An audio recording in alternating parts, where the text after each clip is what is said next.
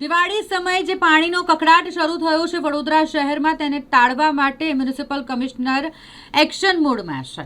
છાણી પાણીની ટાંકી ખાતે પહોંચ્યા મ્યુનિસિપલ કમિશનર અરુણ મહેશ બાબુ, અને જ્યાં તેમના દ્વારા સમીક્ષા કરવામાં આવી છે. છાણી પાણીની ટાંકી ખાતે નાગરિકોને મળતા પાણીના પુરવઠાની સમીક્ષા કરવા માટે મ્યુનિસિપલ કમિશનર અરુણ મહેશ બાબુ પહોંચ્યા હતા. અહીં લગભગ 24 જેટલી સોસાયટીને પાણીની સમસ્યા છે. પાણી ન મળતું હોય, પાણીના સમયમાં ફેરફાર કરી અને સમસ્યાનો ઉકેલ લાવવામાં આવશે તેવી પણ માહિતી સામે આવી છે. સાથે જ એકતાનગર સહિતના વિસ્તારોમાં જે પાણીની સમસ્યા ઊભી થઈ છે ત્યાં જરૂર પડીએ પાણીની લાઈનો પણ બદલવામાં આવશે. સાથે જ નાગરિકોને શુદ્ધ પાણી મળી રહે તે માટે પણ પાલિકા દ્વારા ખાસ એક્શન પ્લાન તૈયાર કરવામાં આવશે.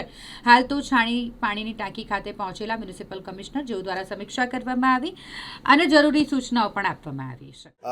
અત્યારે અમે વોટર ટાંકી છાનીની અંદર વિઝિટમાં આવેલા છે. અહીંયા સ્થાનિક કાઉન્સિલર્સને લગભગ 10 દિવસ પહેલાં મને રજૂઆત કરી હતી કે પીવાના પાણીનું સમસ્યા છે. ગઈકાલે અમે રેડિયલ વેલમાં ગયા હતા ત્યારે ડિસિલ્ટિંગ કરવાથી જ આ કામ નિકાલ થાય એવું ખબર પડી છે. એટલે દિવાળી પછી ડિસિલ્ટિંગનું કામગીરી કરીશું. 12 MLDનું કંઈ અછત હતી, આપણે 10 MLD અત્યારે ઇન્ટરલિંકિંગથી પૂરું પાડી રહ્યા છે. 2 MLDની હજી અછત છે. અઠવાડિયાની અંદર આ કામગીરી પૂરું કરી દઈશું. એટલે દિવાળી કોઈનું બગડે નહીં. દિવાળી માટે સારી રીતે અમે વ્યવસ્થા કરી રહ્યા છે. અને જે પણ ડિસ્ટ્રીબ્યુશન સિસ્ટમ્સમાં જે સુધારો કરવાનો છે, જૂની લાઈન ચેન્જ કરવાનું, ઘણા જગ્યામાં લોકો અલગ સિસ્ટમથી પ્રેશર મૂકીને પણ પાણી ખેંચતા હોય છે, એ બધું ધ્યાનમાં છે. પણ ધીરે ધીરે અમે ડિસ્ટ્રીબ્યુશન નેટવર્કને સરખું કરવું પડશે. અને જે પણ જગ્યામાં વોટર ટ્રીટમેન્ટ વધારવાનું છે અને વધારે પાણી ખેંચવાનું છે એના ઉપર પણ કામગીરી શરૂ કરીશું. દિવાળી સુધી અમે સાચવીએ છીએ. દિવાળી પછી કમ્પ્રેસ્ડ એર ક્લિનિંગ, ડિસિલ્ટિંગ ત્યાં કરીશું આપણે ફ્રેન્ચવેલમાં, જેનાથી આ બધું પ્રોબ્લેમ સોર્ટ આઉટ થઈ જાય. કારણ કે શટડાઉન લેવું પડે અને દિવાળી વખતે અમે શટડાઉન ના લઈ શકીએ. આવનારા દિવસોમાં પાણીનું જે સમસ્યા છે પૂરું કરવા માટે તમામ મહેનત કરી રહ્યા છે. સ્થાનિક કોર્પોરેટરશ્રી, પાણી સમિતિના ચેરમેન બધા આપણે સારી રીતે કોઓપરેટ કરી રહ્યા છે. 24 સોસાયટીઝમાં જે ઇસ્યુ હતો એમાં લગભગ 20ની અંદર પ્રોબ્લેમ સોર્ટ આઉટ થઈ ગઈ છે. આ 4 સોસાયટીઝનું જે પણ ડેટા સર્વે કરી રહ્યા છે, અઠવાડિયાની અંદર આનું પણ ઇસ્યુ અમે પૂરું કરવાનો પ્રયત્ન કરી રહ્યા છીએ. એકતાનગરનું પ્રશ્ન મને ધ્યાનમાં આવી છે. દિવાળી પછી આ કામગીરી શરૂ કરી દેવાના છે. ટોટલી આમાં થોડું કન્ટેમિનેટેડ વોટરનો ઇસ્યુ હતો, કારણ કે જૂના પાઇપ્સ છે ઘણા બધા, ઘરમાં પણ જૂના પાઇપ છે, એ બધું ચેન્જ કરવું પડશે. આપણે ડિસ્ટ્રીબ્યુશન નેટવર્ક ભલે ચેન્જ કરીએ પણ ઘરની અંદર પણ નેટવર્ક છે એ પણ ધીરે ધીરે ચેન્જ કરવું પડશે. પણ દિવાળી પછી આ કામગીરી શરૂ કરી દેવાની છે. અત્યારે કામગીરી જે પ્રોસિજરલ છે, ફાઇલ પ્રોસિજર છે, એ બધું ચાલી રહ્યા છે.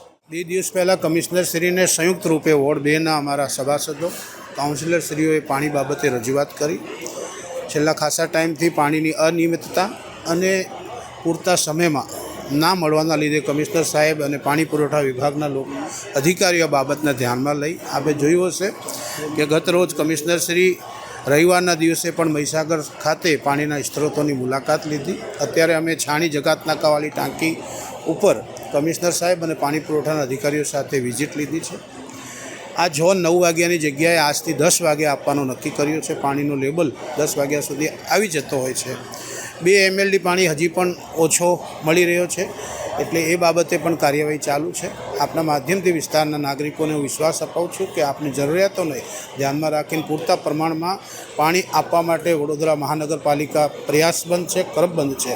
આજથી આ 9 વાગ્યાનો ઝોન 10 વાગ્યે આપને મળશે. એ આપના માધ્યમથી નાગરિકોને જાણકારી મળે, જેનાથી એમને પણ ખબર રહે કે અમને કેટલા વાગે પાણી મળવાનું છે, એવું આપને વિશ્વાસ આપે.